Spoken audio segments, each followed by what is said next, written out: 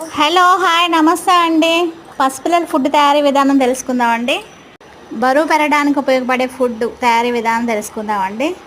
9 months దగ్గర నుంచి 3 years వరకు పిల్లల వరకు ఫీడ్ చేసుకోవచ్చండి. ఇది ఒక చపాతీని తీసుకొని చిన్న చిన్న ముక్కలుగా కట్ చేసుకొని బౌల్లో వేసుకుంటున్నానండి.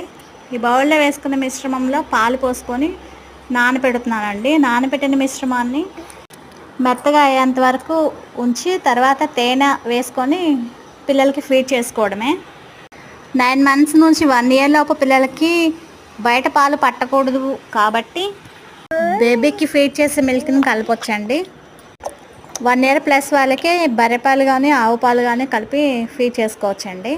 దీనిలో ఒక స్పూన్ తేనె వేసుకొని ఫీడ్ చేసుకుంటే బాగుంటుందండి taste. Thanks for watching. Please like, share, subscribe my channel.